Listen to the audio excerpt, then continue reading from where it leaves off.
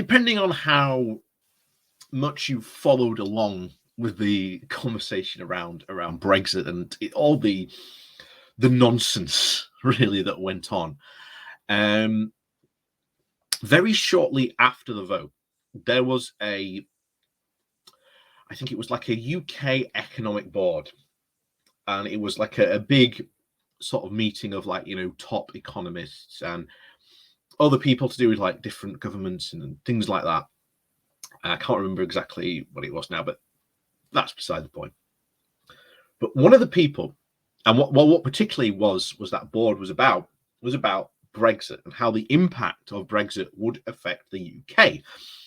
And one of those people, which again still holds true to this day, like I say, you can still look up this the talk today. You can still see it. And one guy in particular called Adam Posen. Now, he was a former director of the Bank of England, and he pretty much spelled out how Brexit was going to go. In fact, he's still right to this day about how the predictions he made back then, many of which were basically, look, if you're a business, an international business here in the UK, Brexit has just made your business completely invalidated your business model, because much of the businesses, especially manufacturing, were based on just-in-time delivery services, especially car services. We've seen car production take a massive dip. If you've tried to recently get any second-hand car parts, that's Brexit. You can't get them, or you're waiting extra time for them because of Brexit. And that is not just that, like I say, go and hunt down that speech he made, because it still rings true today. However, today, not today, but just this week, he's come forward saying more stuff about how Brexit is now responsible for over 80% of the UK's inflation. So, again, considering how right he was back in 2016, this doesn't look good, because also as we're going to go through, that is here for the long run. So before we go jumping into this, please do remember to hit that like, share, and subscribe button. And of course, down below there are links to my Patreon page and a one-off donation link called Buy Me Coffee, where you can buy me coffee. And as always, thank you very much to all those people who do help support the channel that way. So over we go to London Economic, with the title of Brexit Explains 80% of UK inflation and why it's here for the long run.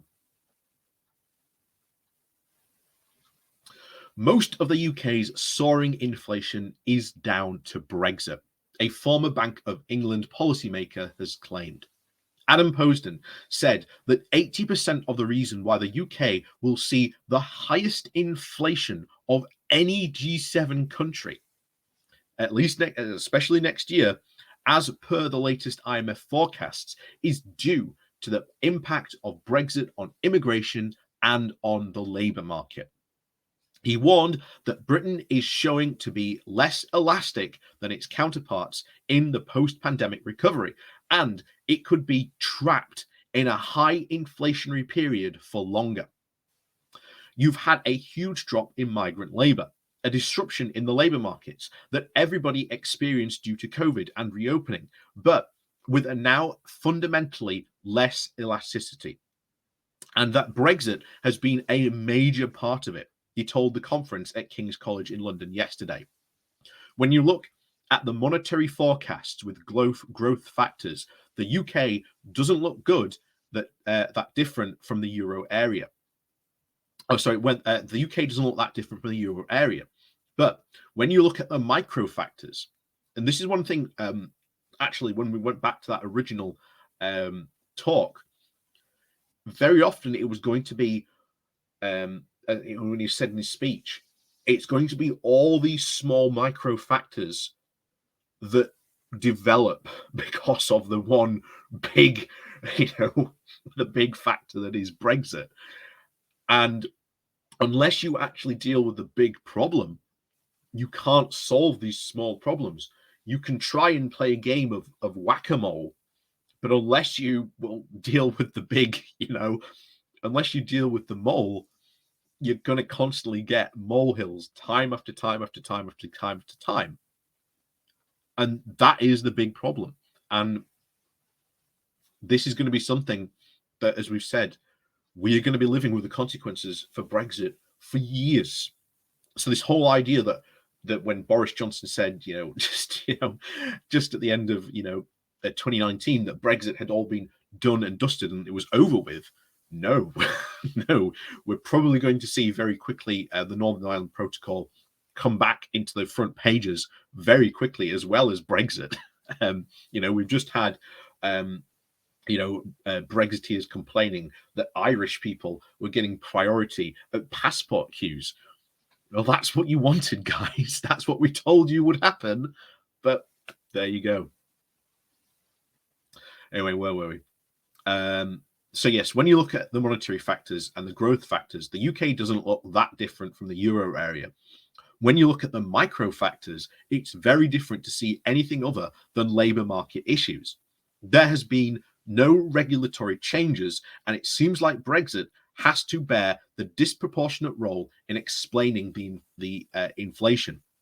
He also said that Brexit has reduced UK trade openness, foreign direct investment, and IDF flows and immigration growth. Is also warned, of course, of the new border frictions and indeed the high transport costs, which we've talked about before. Again, shockingly, it costs money to move something from A to B. People seem to don't understand that. And of course, it impose new trade barriers, which will likely return to levels of the 1990s.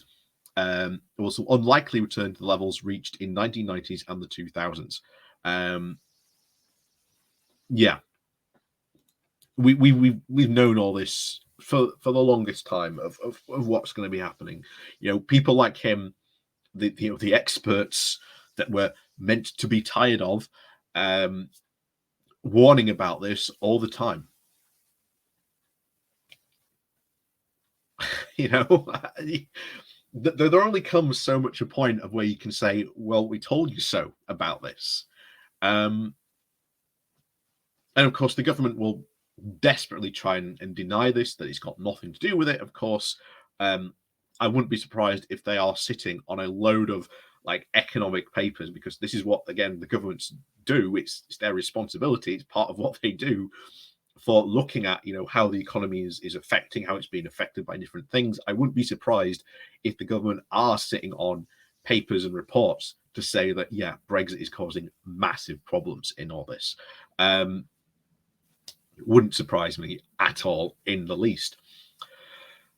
But of course, as always, we must soldier on, as always, until at least we can reverse much of this damage. And at least, because as we said, as always, Brexit was DOA.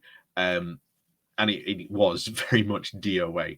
No matter how much the Brexiteers might say, oh, look at all these wonderful benefits, or oh, we can do this or that, stuff that we could have done when we were in the EU, and stuff that if we do it now will essentially block off our access to, again, our biggest trading partner next door. So, as always, thank you very much for watching, and as always, hit that like, share, and subscribe button before you pop on.